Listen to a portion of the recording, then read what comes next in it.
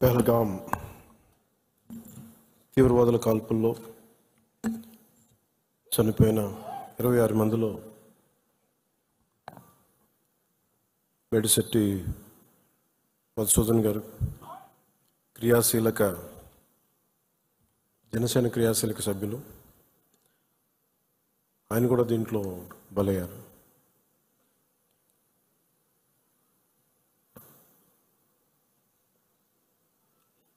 కశ్మీర్లో సరిహద్దుల్లో తూటాలు పేలితే, ఉగ్రవాదులు తూటాలు పేలితే దాని ప్రకంపనలు భారతదేశం అంతా ఎలా పాకిందో మనందరం చూస్తున్నాం. అది మన పార్టీ, మన జన సైనికుని కూడా చంపేస్తున్నది ఆ ఉగ్రవాదం.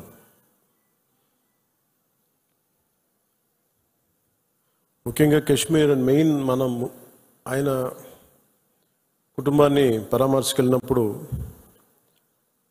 వారి సతీమణి మాట్లాడింది, వాడి పిల్లలు ఎంత ఘాతుకంగా చంపారంటే, ఎంత క్రూరంగా చంపారంటే, ఐడి కార్డ్స్ తీసుకొని నువ్వు హిందువా కాదా ఐడి కార్డ్స్ అడిగి, లేదంటే ముఖ్యంగా మన మధుసూదన్ గారి సంఘటన అయితే ఆయన సతీమణి గారి మాటల్లో సరిగ్గా 3 రోజుల ముందు వెళ్ళారంట బెంగళూరు నుంచి 3 కుటుంబాలతోటి వెళ్తే, నేను అన్ని రోజులు మామూలుగా మోడర్న్ డ్రెస్సులు వేసుకున్నాను, కానీ ఎందుకు ఆ రోజు మధుసూదన్ అంటే ఆయన అడిగారంట, డ్రెస్ వేసుకుంటే మోడర్న్ డ్రెస్ వేసుకుని బొట్టు పెట్టుకోకూడదా అని. అంటే ఆ సంఘటనకి ముందు సరిగ్గా ఒక అరగంట ముందు బొట్టు పెట్టుకున్నారంట. ఆవిడ చెప్తుంది ఏంటంటే, బొట్టు పెట్టుకున్న తర్వాత నేను కాదని కూడా అబద్ధం కూడా చెప్పలేం కదా, తప్పించుకోవడాకన్నా అలా దొరికిపోయాం మేము. ముందు అరుపులు వినిపించినాయి, తుపాకీ శబ్దాలు వినిపించినాయి, కింద పడుకున్నాం, నా చేయి కూడా పట్టుకున్నాడు, పిల్లలు కొంచెం దూరంగా ఉన్నారు.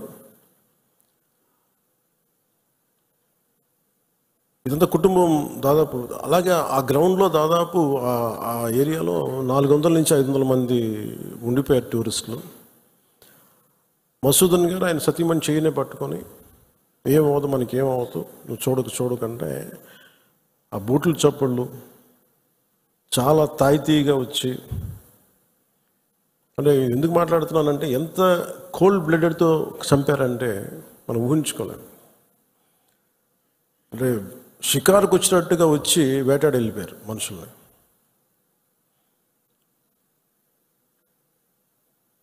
మనకి ఏమవ్వదు అని అలా అంటుంటే బూట్ల శబ్దాలు ఆగినాయి.